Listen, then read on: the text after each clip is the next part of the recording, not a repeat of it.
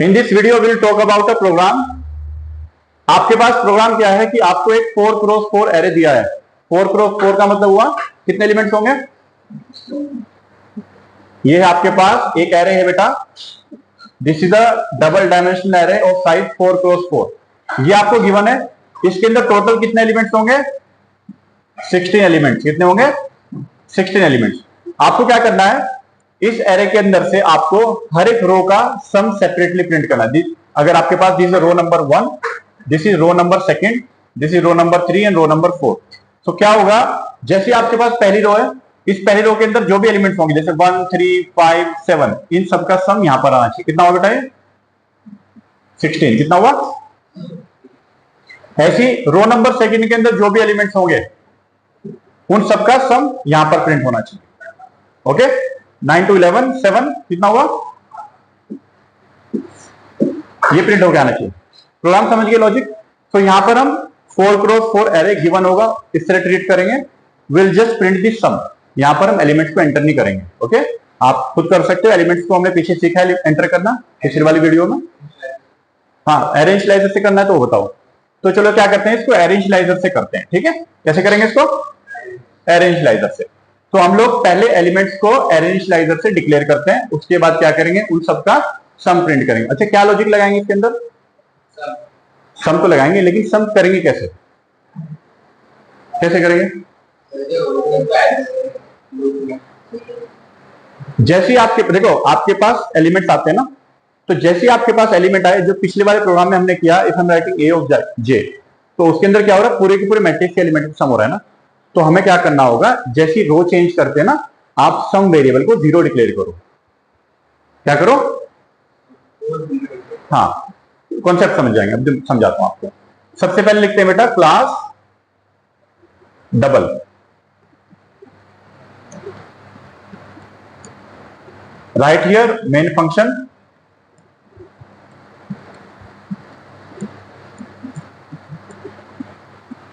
String argument खुद लिख लेना आप, ठीक है।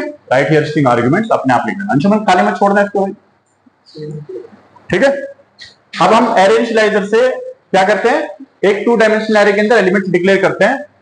तो यहां पर लिखो बेटा, एरे है आपके पास इंटीजर, एरे का नाम ए है, इसके अंदर आपके पास 4 रो है और 4 इसके अंदर कॉलम है। Right here A. ओके, नहीं ये तो वेरिएबल होता है ना बेटा, इट्स अ वेरिएबल। आप बी के लिख लो, यू राइट डोंकी है, ठीक है, वो कुछ नहीं होता। It is not necessary to write A are.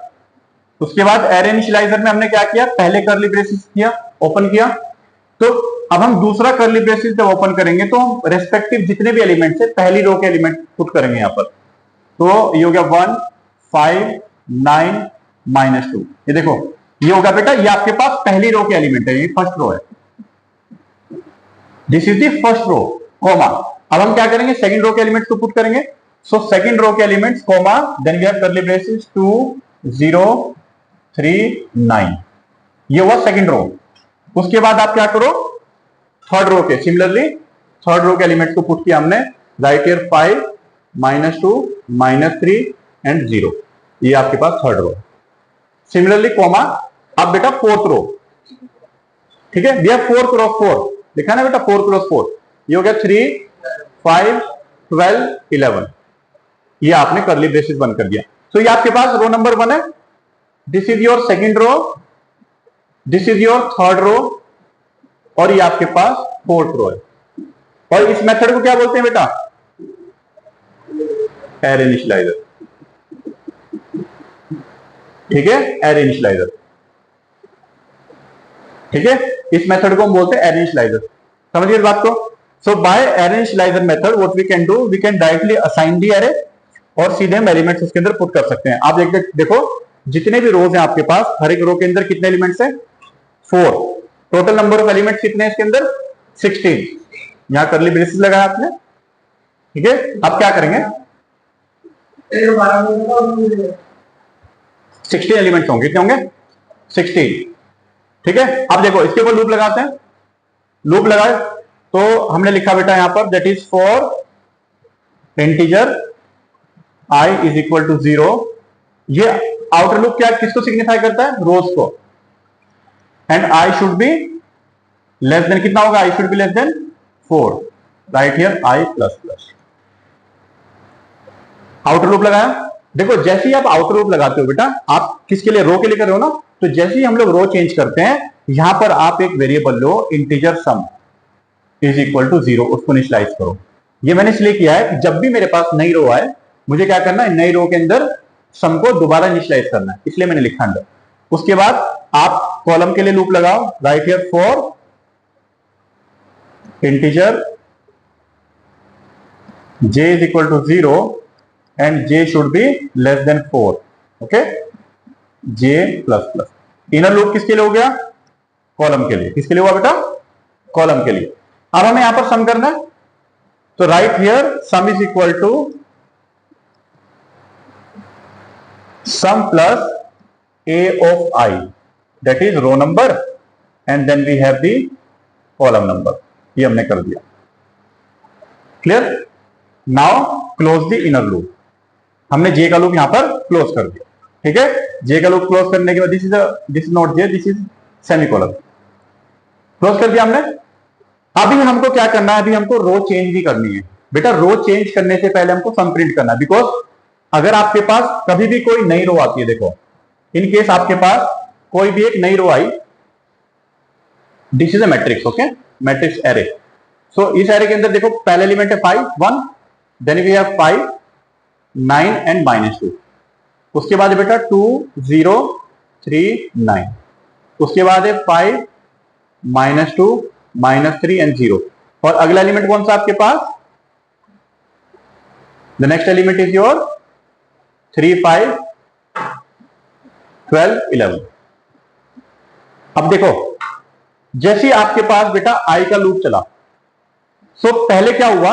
जैसे ही हमने रो काउंट किया, यहां पर रो के लिए लूप लगाया, हमने सम वेरिएबल को 0 से इनिशियलाइज कर दिया। सो क्या होगा इस केस में? आपके पास जैसे आपके पास क्या होगा? जे का इटरेशन रन होगा। जे क्या करेगा? 1 बाय 1 हर एक रो के अंदर से एलिमेंट को पिक करेगा। तो इस पूरे की पूरी रो के अंदर से 1 प्लस 5 प्लस 9 प्लस -2, इसका समेशन यहां पर आएगा अभी आपके पास। तो हमने क्या किया? जैसी पूरी की पूरी रो स्कैन होती है, हमको सम को उसी टाइम प्रिंट करना है। अभी आपको आउटर लूप का कर्ली ब्रेसिस बंद नहीं करना, क्योंकि कर्ली ब्रेसिस हम तब बंद करेंगे जब हम रो को चेंज कर देंगे, यानी सम को प्रिंट कर लेंगे।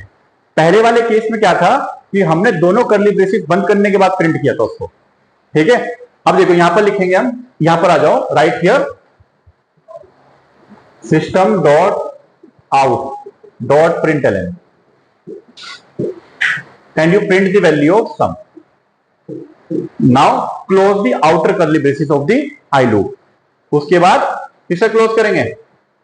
Main, method and class. तो हर बार क्या होगा? जैसे ही आपने इसको प्रिंट किया, देखो शुरुआत में पहले इटरेशन में आपके पास क्या है? I 0 है। हमने सम को 0 से इनिशियलाइज किया, तो सम के अंदर कितनी वैल्यू होगी बेटा? सम के अंदर ही सबका समेशन हो गया। यहां पर देखो सम के अंदर क्या हुआ? सम के अंदर हमने 1 बाय 1 जितने भी पर्टिकुलर रो के अंदर एलिमेंट्स उनका सबका सम कर दिया। 1 + 6 9 15 -2, ये हुआ 13। अभी 13 है, 13 को हमने प्रिंट कर दिया। जैसे ही आपने उसको प्रिंट किया, प्रिंट करने के बाद क्या हुआ? प्रिंट करने के बाद हमने ये कर्ली ब्रेसेस बंद किया, इसका मतलब हमने रो को चेंज किया। तो जैसे ही आपने रो को चेंज किया, सम के अंदर दोबारा कितनी वैल्यू होगी? 0। दोबारा हमने सम को क्या इनिशियलाइज किया? 0। इसलिए मैंने यहां पर सम को अंदर लिखा है। अगर मैं सम को बाहर लिखता लूप के, तो हर बार क्या होता? उसकी पिछली वाली प्रीवियस वैल्यू भी उसमें स्टोर होती। ये मैंने पिछले प्रोग्राम में किया ना बेटा। अब देखो पिछले वाले प्रोग्राम में हमने क्या किया, यहां देखो इस सम को हमने इनिशियलाइज किया। कहां किया है? बाहर।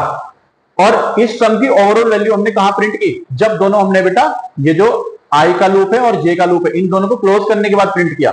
तो इसके पास पूरे की पूरी मैट्रिक्स के एलिमेंट का सम है, यानी डबल डायमेंशन एरे के अंदर। लेकिन यहां पर क्या है?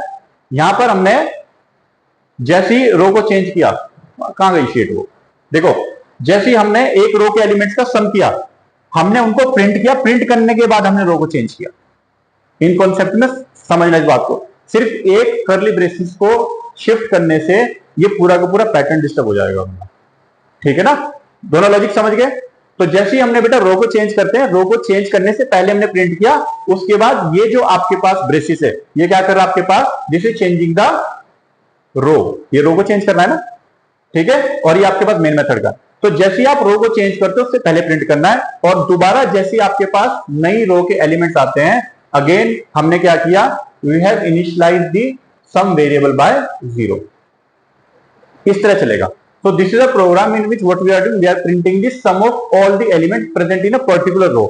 So ये पहली रो के एलिमेंट का सम प्रिंट करेगा, दोबारा second row, third, then we have third row. अगर आप